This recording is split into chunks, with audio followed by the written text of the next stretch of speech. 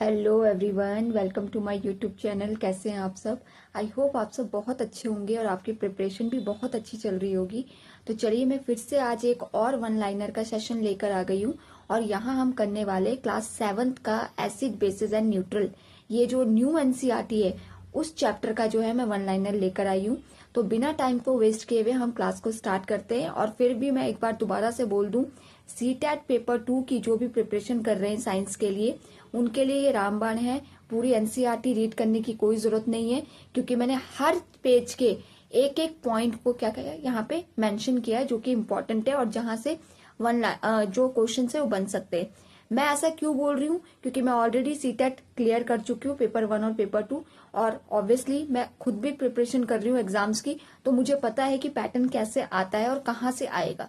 तो इसीलिए चलिए फिर स्टार्ट करते हैं आज की क्लास को। तो चलिए हम स्टार्ट करते हैं। तो class 7th one liner CTET paper 2 के लिए साइंस है, ठीक है। तो एक्सप्लोरिंग सब्सटेंस ये हमारा है, acid base and neutral. First point देखते हैं हम, national science day celebration on 28 फरवरी। ये क्वेश्चन हमारा आ सकता है, ठीक है। सेकंड पॉइंट है, lime water solution of calcium hydroxide in water can be easily prepared by mixing lime. तो ऑब्वियसली बात है, लाइम वाटर जो है वो सॉल्यूशन होता है कैल्शियम हाइड्रोक्साइड का वाटर के साथ, और ये इजिली प्रिपेयर कर देते हैं जब मिक्सिंग करते हैं हम लाइम को। लाइम मतलब चूना है जिसे कैल्शियम ऑक्साइड कहते हैं। कैल्शियम ऑक्साइड को जब हम वाटर के साथ क्या करते हैं, मिक्स करते हैं, छोड़ देते हैं, और कुछ टाइम बाद हम देखते हैं तो हमें क्या मिलता है, लाइम वाटर मिलता है, ठीक है।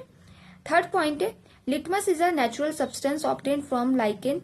It is available both as solution and in the form of paper strip known as litmus paper. It is of two colors. Fourth, the substance that turn blue litmus paper to red and acidic are acidic in nature, while those that turn red litmus paper to blue are basic in nature. मैं आपको बता दूं, जो litmus paper है वो हमारा lichen plant से निकलता है, जो कि हमने लास्ट पॉइंट में पढ़ा था, ठीक है। और जो लिटमस है बेसिकली हमें दो स्ट्रिप्स में मिलता है, दो कलर में मिलता है, that is red and blue, ठीक है। अगर सॉल्यूशन अगर जो लिटमस पेपर है वो ब्लू से रेड हो जाता है तो दैट मीन्स वो पर्टिकुलर सॉल्यूशन हमारा एसिडिक है, और अगर वो रेड से ब्लू हो जाता है तो पर्टिकुलर सॉल्यूशन हमारा बेसिक है। फिफ्थ पॉइंट है, litmus is called the acid base indicator. तो लिटमस जो है एसिड बेस इंडिकेटर बोला जाता है। सिक्स पॉइंट है, lichen are formed by the association of two living organism, a fungus and an algae. They grow on rock and trees in region that have abundant rainfall and clean air, ठीक है। तो lichen जो है वो basically क्या, fungus and alga से मिलता है, उसके कॉम्बिनेशन से मिलता है। सेवंथ पॉइंट है, red rose extracted can also be use test the nature of the substance, hence it is another example of acid base indicator. It shows no change in acidic solution and shows green colour in basic solution. तो जो red rose है वो भी एक acid base indicator का काम करता है। और मैं आपको बता दूं कि जब वो एसिड में रहता है तो कोई कलर शो नहीं करता, लेकिन बेस में जाकर रेड रोज का जो एक्सट्रैक्ट है वो ग्रीन कलर शो करता है, ग्रीन में टर्न हो जाता है। एट्थ है, some other acid base indicator are beetroot, purple cabbage, turmeric, Indian blackberry and red hibiscus. मैं आपको बता दूं, ये चार ऑप्शन देकर आपको पूछ लिया जाएगा कि इन सब में से कौन सा है जो कि क्या एसिड बेस इंडिकेटर का काम नहीं करता। तो ये सारे के सारे आपको लर्न होने चाहिए।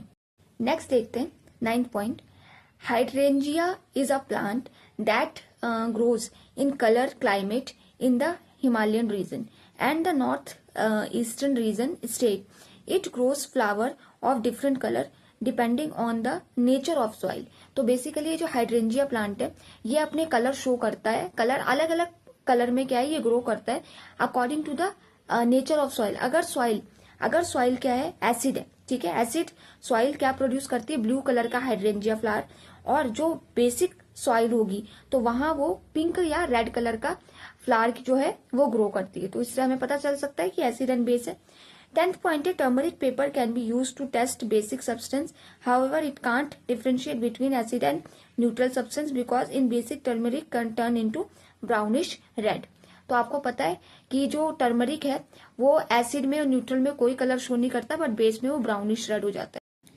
फिर है हमारा 11th पॉइंट, turmeric called golden spices as it is a member of ginger family which is grown in Indian turmeric have numerous health benefits.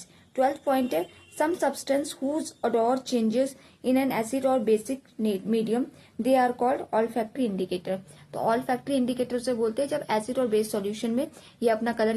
13 point है, when the solution of an acid is mixed with the solution of a base in sufficient quantity, we find the resulting solution is neutralized and the reaction is called neutralization reaction, in which the end product we will get salt and water. तो obviously बात है, acid और base को जब हम साथ में क्या करते हैं, मिक्स करते हैं, तो वो उसका जो दोनों का जो मतलब लाइक इफेक्ट है वो न्यूट्रलाइज हो जाता है और वो सॉल्ट एंड वाटर निकालता है और साथ में हमें हीट देता है।